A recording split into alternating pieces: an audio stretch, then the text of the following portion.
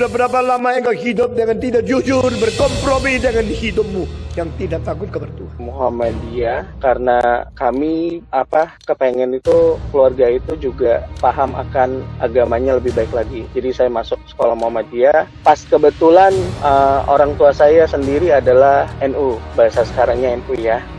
Halo Sobat Tama, kini Tama menyuguhkan video menarik asik untuk disimak sebuah kesaksian seorang murtadin bernama Muhammad Fajri kepada Pastor Yusuf Manubulu secara live di channelnya. Simak baik-baik benar atau bohong, dia seorang murtadin atau seorang murtadong, hanya netizen Sobat Tama semua yang bisa menilai kesaksiannya. Untuk lebih jelasnya mari kita simak bersama-sama. Selamat menyaksikan. Oke Mas Fajrin, waktu dan tempat saya serahkan kepada Anda bisa ceritakan mulai dari latar belakang dulu, seperti apa, terus bagaimana Anda bisa berjumpa dengan Tuhan Yesus. Oke, silakan Mas Fajrin. Siap, selamat malam teman-teman, Shalom, Assalamualaikum, selamat malam untuk semuanya. Perkenalkan, nama saya Muhammad Fajrin, latar belakang saya dulu beragama Islam, karena agama dari orang tua saya beragama Islam. Kebetulan saya dilahirkan dari Islam, yang mana begitu lahir kita diazankan sebelah kanan kalau untuk laki-laki, kalau perempuan obat di sebelah kiri ya. Itu untuk ininya. 26 tahun dari saya lahir, saya dibesarkan dari keluarga yang mayoritas luar biasa mendidik saya baik dalam beragama, terus mempercayakan saya, terus meyakini saya bahwasanya ini adalah agama yang luar biasa nak, dan ada rukun imannya di dalam sana, ada 6 rukun iman dengan 5 rukun Islamnya juga ada di dalam sana. Saya diajarkan banyak hal, mulai dari sholat 5 waktu, mulai dari baca Iqra sampai dengan naik levelnya baca Al-Quran. Berjalannya waktu saya masuk sekolah di Muhammadiyah,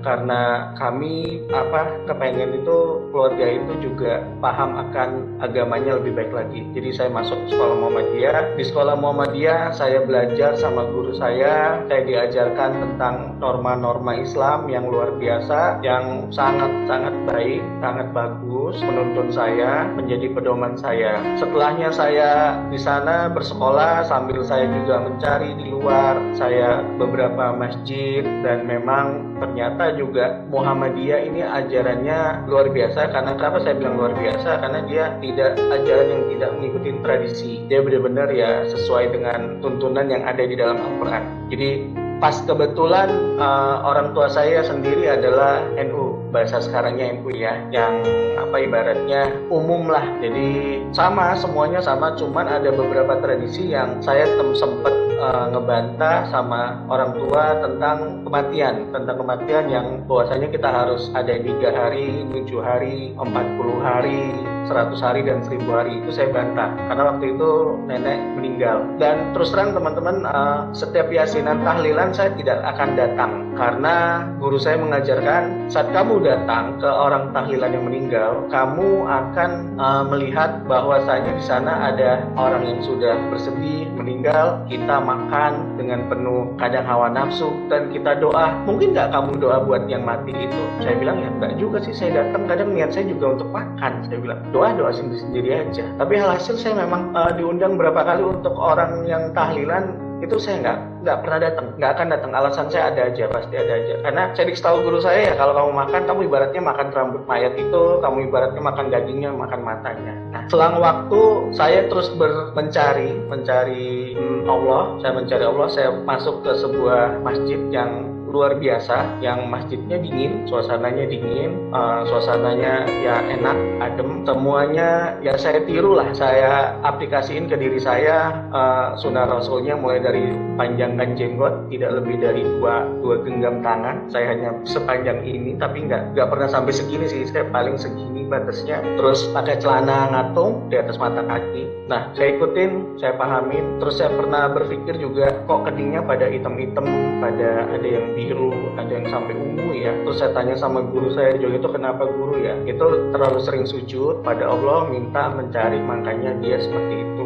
Tapi bukannya diajarin kalau yang begitu kita pamer, ria, bahwasanya kita ahli agama, bla bla segala macam. Ya balik lagi kata guru saya. Ya sudah, saya bilang. Alhasil saya bekerja di dunia kosmetik, teman-teman, yang mana pergaulannya membuka pikiran saya lebih maju, membuka suasana pergaulan saya yang tadinya hanya di ruang lingkup masjid, di ruang lingkup tetangga segala macam. Akhirnya saya masuk ke dunia kosmetik dan saya pulang dengan rambut diwarnain waktu itu. Saya pulang training rambut diwarnain. Saya ketemu guru ngaji saya marah. Kenapa rambut kamu diwarnain? Itu kan nyalahin ininya, kodratnya. Kodrat apa? Saya bilang, setahu saya yang tidak boleh itu kalau dihitemin. Tapi kalau di luar dari warna hitam itu boleh. Tapi guru saya ngotot juga. Saya bilang, ini saya cari nafkah di sini. Saya bilang, saya mau cari nafkahnya di sini. Guru, oh nggak bisa, kamu harus balikin lagi, nggak boleh diwarnain, bla bla segala macam. Ya, saya bilang, ya sudah deh. Saya bilang, singkat cerita, saya bergumul pada diri saya. Kenapa sih orang tua saya sangat pengen saya ini mengenal Islam lebih jauh. Alhasil saya harus belajar, saya harus baca. Tapi selama saya baca Al-Quran, saya tidak disajikan pengertiannya atau artinya yang saya baca. Jadi saya hanya baca secara huruf Arabnya, secara bahasa Arabnya sampai dengan 3 juz. Saya khatam Quran. Saya di setiap khatam Quran ada nasi tumpengnya. Dan jadi saya bilang, wah ini luar biasa, saya bilang. Nah, lambat laun saya cari Allah itu siapa dan bagaimana. Akhirnya di 2009 saya dipindahkan ke Medan. Di Medan saya dibukain lagi, pergaulannya luar biasa, teman-teman. Saya dibukain lagi cara berbisnis, cara customer bagaimana, saya dibukain lagi. Nah, saya dikenalkan yang namanya alkohol juga di sana, dan saya terjebak sedikit makan babi di sana juga. Antara terjebak atau dikerjain tuh saya beda-beda tipis, karena saking luar biasanya diajak ke sini saya udah enggak. Dan saya bilang enggak, itu haram, itu enggak bisa, itu bukan ajaran saya. Dan itu mohon maaf ya buat di umat Nasrani, saya bilang Yesus itu sesat pemahaman saya. Yesus itu enggak betul lah, itu kan hanya manusia biasa. Dan Yesus kok bisa disalib, dan Yesus kok cuman pakai kolor doang.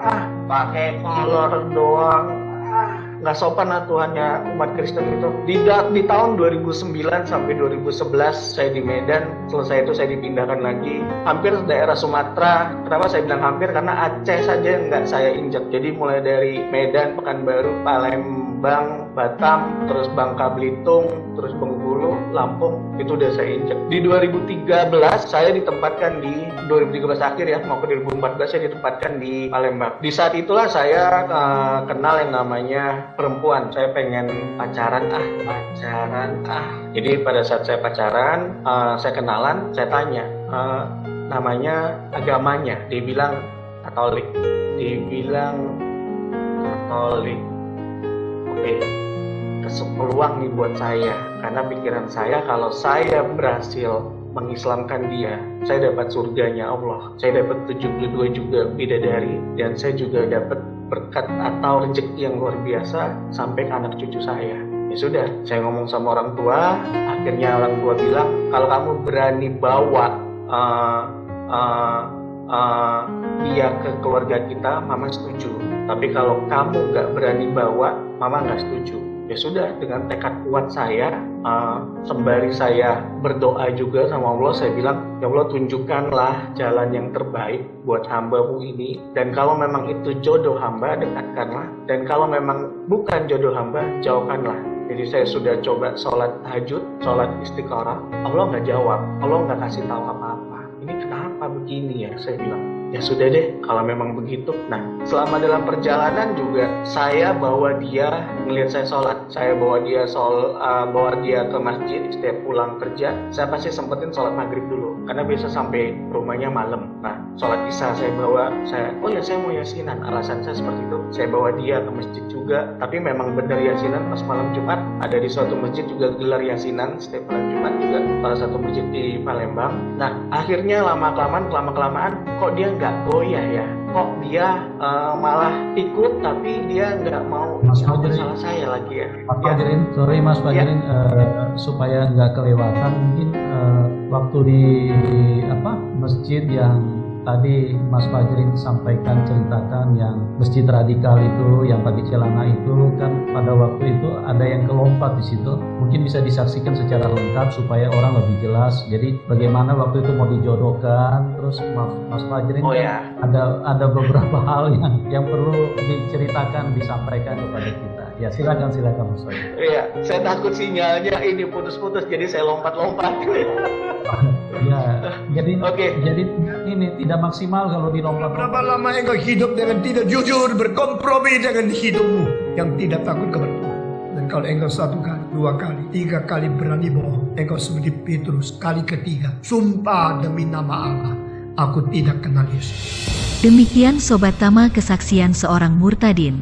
Memang sungguh Tama adalah tak masuk akal. Oke Sobat, jangan beranjak karena masih ada sambungannya. Sampai jumpa di bagian kedua masih bersama kesaksian Muhammad Fajri. Terima kasih telah menonton video ini.